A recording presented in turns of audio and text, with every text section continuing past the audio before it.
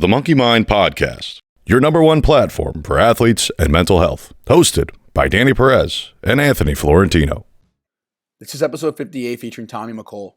Tommy is from Toronto, Canada, and is the co-founder at Major League Sox. He is also a former Division I soccer player at the University of Maine. This podcast is proudly brought to you by Daily Dose CBD Inc. Daily Dose CBD Inc. creates full-spectrum CBD products ranging from tinctures, balms, and dog treats. Research has shown that CBD has successful results in aiding in the following areas: anti-inflammation, anxiety, PTSD, help with breaking addiction, neuroprotection, epilepsy, arthritis, chronic pain, and sleeping disorders. Daily Dose makes an extremely safe and effective product that we know you will love, enjoy, and benefit from.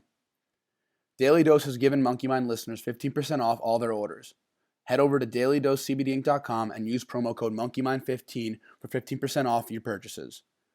That's promo code MonkeyMind15 for 15% off all your orders at dailydosecbdinc.com. Yeah, well, Tommy McCole, co-founder of Major League Sox. We got him on the pod today. Welcome. How's it going? Thanks for having me. Of course, if you can just please introduce yourself, tell everybody who you are, your sports background, and if you want to talk about Major League Sox there too. Sweet. Give yourself a plug. Yeah, here it is. So I am the co-founder of Major League Sox. We started out as a company called Bab Sox. Not sure if folks on here in the hockey space, but I'm sure they are. But when Mike Babcock got hired as the Leafs coach, he was a topic of conversation in the locker room, and we had just finished a men's league game, and my business partner cracked a joke in the room about putting Babcock on a pair of socks and calling them Bab Socks, and I just thought it was hilarious. And so we launched it, and it was a bit of a viral hit in Toronto. And, as the business grew, we started to understand the licensing world and got a meeting with the NHL Alumni and pitched the same concept. Got the deal, and the NHLPA deal followed. So now we've got massive hockey sock collection featuring the likes of Gretzky all the way down to McDavid, Matthews, all the big names that you can imagine. So it's a fun business. We've also added an MLB Players license deal and Liverpool Football Club. Awesome. Congratulations on those two. That's huge. Yeah, it's a wild ride. Yeah, wow, that's super exciting. Yeah, big time. You guys are on social media, and if you can we'll put them in the notes below. If you can just plug your social media and your website and all that, so people get in touch and check. Yeah, for sure. It's Major League Sox on Instagram. It's ML Sox on Twitter. MajorLeagueSox.com is our website. Give us a follow. It's a fun brand, and yeah. Awesome. So yeah, you're a Toronto boy, correct? Yep.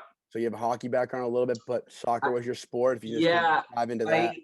I grew up playing hockey. I played AAA in Toronto, and then my family decided to move to Ireland when I was in grade 5. So my hockey career ended that day, and the soccer took over, and eventually came back to Toronto.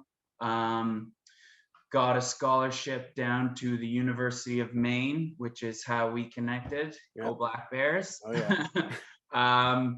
And yeah, I had a pretty decent soccer career, just in college, but haven't played since. And now I'm back in the hockey space and love playing hockey, miss playing hockey, and yeah.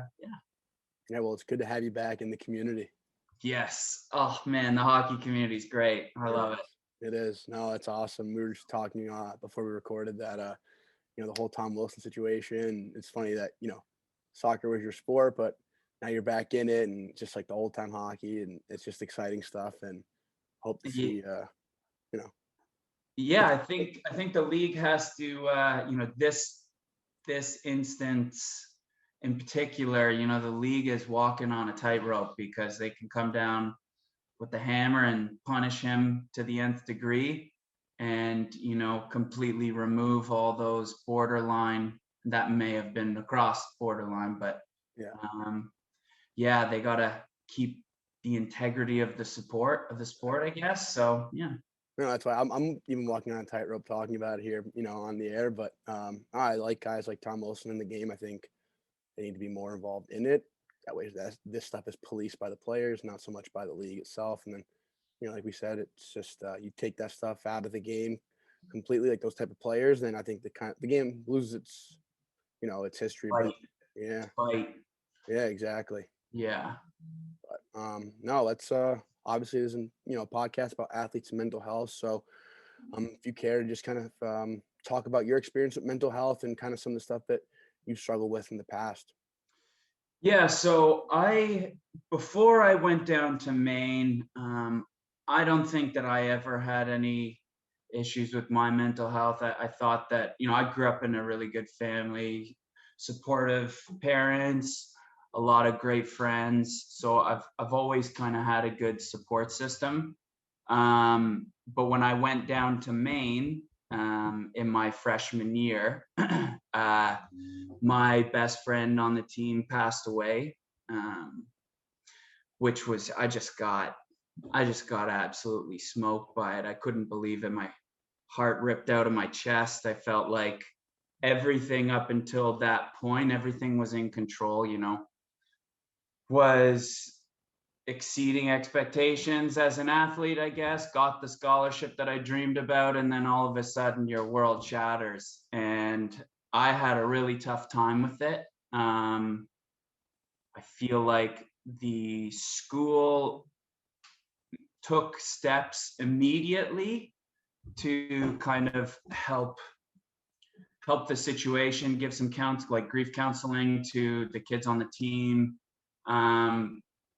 But, those sessions with the therapist or whatever, there was never any follow-up. There was no accountability for me to continue working on it. And I stopped working on it. So I guess I kind of ran away from the problems, and Maine ended up becoming a really lonely place for me. I decided to transfer after my sophomore year. I just couldn't take it anymore, and decided to go back to Canada. So yeah, it was tough, definitely tough. I feel like coaches have a ton of responsibility for managing kids. I thought I was an extremely independent young adult, but life hit pretty hard at that moment, and I just feel like, yeah, there could have been more support, more continued support for the devastating events that occurred. Yeah, no, I think that's an interesting story, and I think it brings up a couple different points that come to my mind immediately, and that's you're someone who's never really dealt with struggles with mental health prior to this situation. I think a lot of people think that if they never really struggle with it, that they're going to be fine their entire life, and then when an event occurs or when there's a flare up in some sort of anxiety or depression, it can really take someone by storm and really drive them into a tough spot and a tough hole. And I think for scenarios like that, steps are obviously taken to help mitigate that stress and dealing with it mentally, but they're not quick fixes. They're long-term things that take time to heal. And I think a lot of people, and I'm guilty of this myself, try and throw band-aids on it, but it takes more than that to get to the root of the issue and to finally heal from it. Oh yeah, for sure. I mean, like, if I got injured in my sophomore year, I tore my ankle to bits, and I'll tell you what, my coach made sure that I wasn't missing any physio visits at that time. Yeah. So it's just like, I think, in better understanding our mental health, we, should be treating it like our physical health. So I think that, like, in itself is probably the biggest learning curve, or tool to educate people on Exactly. mental wellness. Exactly. I think it's easy to work on the physical stuff because you can see the progress. I mean, I'm sure your ankle's swollen up and you could see the swelling going down, but all that sort of stuff. But with mental health, you don't really see it. Mm-hmm. And when you do start to see it physically, it's at a really bad spot. Yeah. So I think that's why we don't want it to get to that point where you can see it physically, because then it's way worse than an ankle that's torn to bits. Like, that's something Yeah. that can always get healed and come back from, but it's really hard when you're starting to notice physical effects in your body from Yeah. mental stress. That's Yeah. you don't want to get to that point.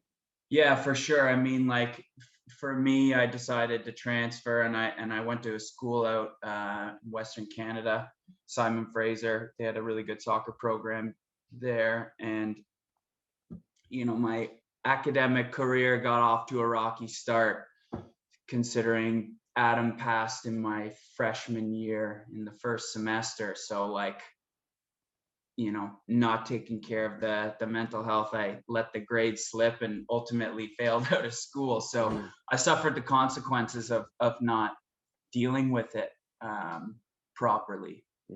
And it probably took me a number of years even after that to kind of face it. Yeah. What were some of the ways that reflecting back, that helped you kind of cope with dealing with this situation? And it's just some things that helped you get through. The change of scenery always does help. Yeah, I it's funny because I was always kind of moving further away from home. So I went down to Maine, obviously, to follow the dream, and life happened and I changed my path. But instead of coming back to Toronto, I went to the west coast of Canada, and I feel like I didn't begin to solve some of those issues until I moved back to Toronto, where I have like my crew of guys are just the best. My family's here. So I think I just needed to go back home. That was the biggest turning point for me. Yeah. How were you sort of, I guess, dealing with it in the time being? Would you say just not really, were you internalizing it mostly, or? Yeah, just, there was the feelings of failing, which were so devastating, like not being able to play my senior year because I couldn't put it together. Like, I know I have the tools to succeed in school, but I just couldn't do it. I couldn't get it. Even when I knew that the consequences of not succeeding were missing out on, probably the most important year of sport in my life. So yeah, I once again, I kind of ran away from it and punished myself. I put myself in a very lonely spot. I went off to work on an oil rig in Saskatchewan. Got treated like a dog, put my body through the gauntlet. And I'm not sure why I did it. I feel like I needed to do something that no one else could do. And I don't know if I took any moral victory with it, but I think it pushed me to my absolute limits, to where I knew that I needed to go home. So, if I could learn anything from that experience, it's that it just brought me home. Yeah. Did you think that working on the oil rigs, it was oil rigs, correct? Yeah.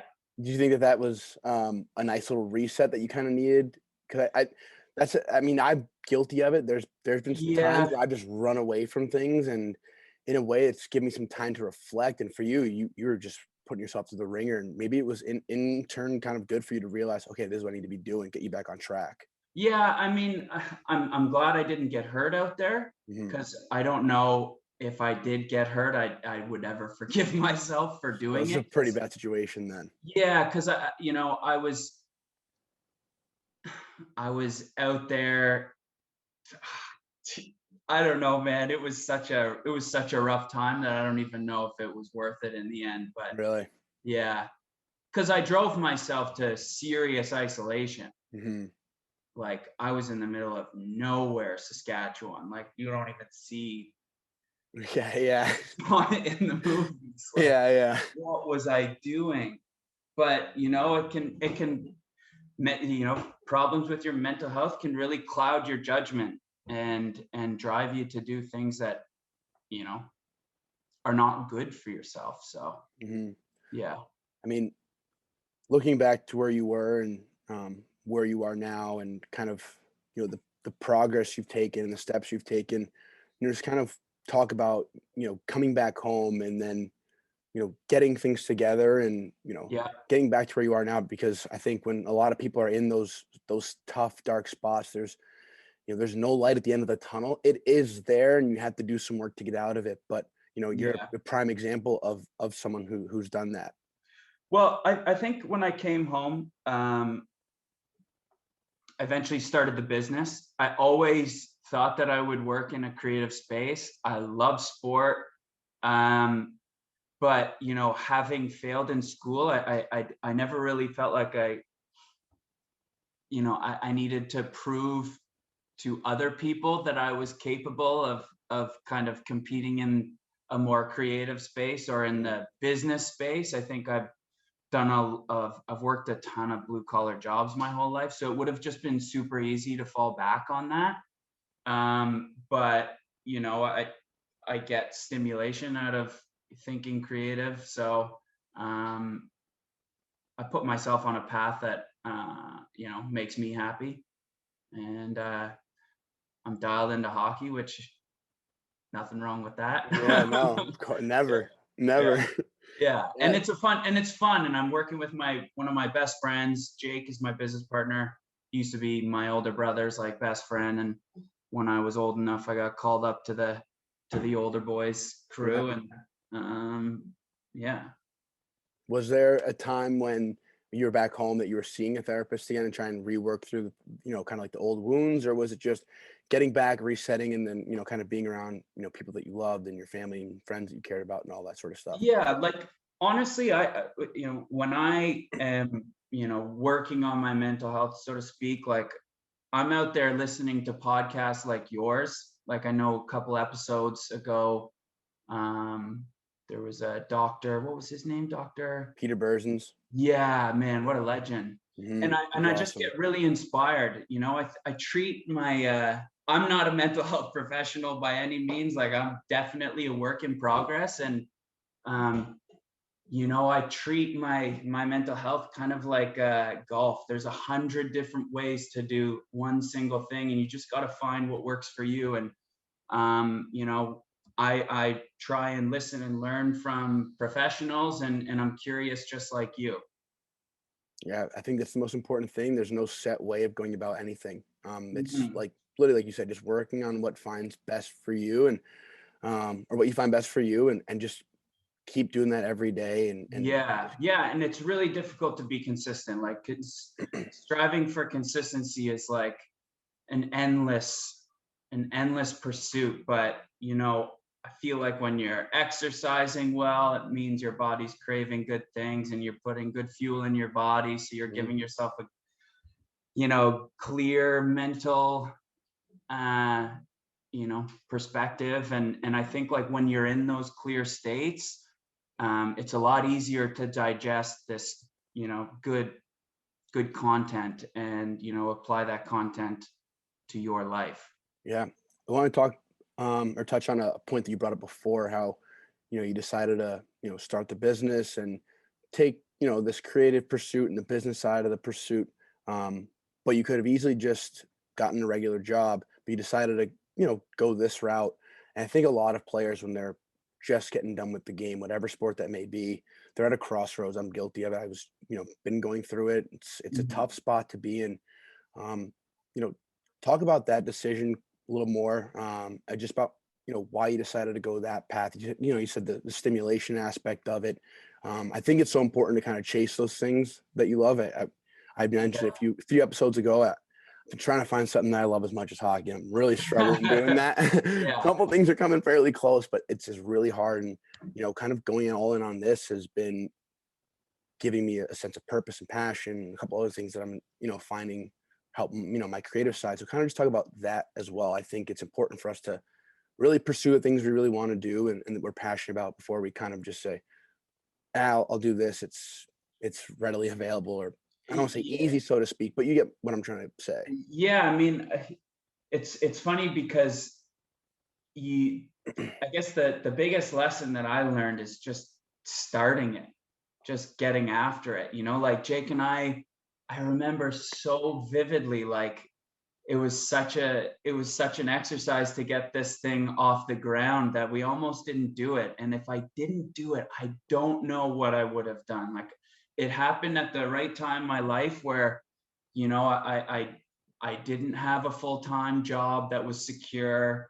But we started this thing and I had nothing else to do. And it was just good timing. And I think, like, I got on the path because I was listening to podcasts on, how different people started their businesses, and I was so inspired by it. And I read a ton of books, and I just put myself in a mindset to start my own business, and just kind of took a leap of faith. I guess the one thing that the rigs taught me is just to have a little bit larger threshold for risk. And I think, if I could take one positive from that entire experience, I think it would be just, in life, you gotta risk it for the biscuit. You know?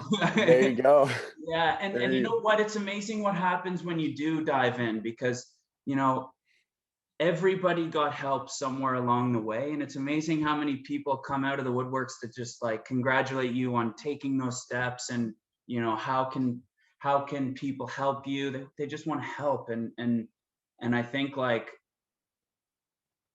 yeah, just taking those initial steps and that leap of faith. And, even if you fall flat in your face, you're going to be proud of the effort that you put in.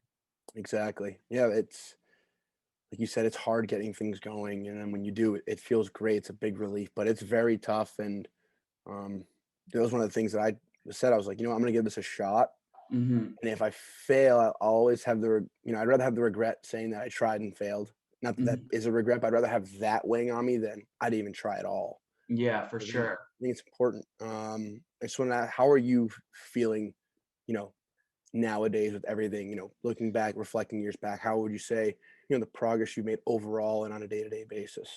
For myself personally, I guess that, being an entrepreneur, it's a bit of a roller coaster sometimes. Almost all the time, actually. And and especially with COVID, I feel like, my personal, health and wealth was really positive, and felt like the business was on a trajectory before COVID. And then all of a sudden, a pandemic hits, and it's just like, you feel like you're taking 10 steps back. So it's been a real grind over the last year and a half, like taking a bunch of L's.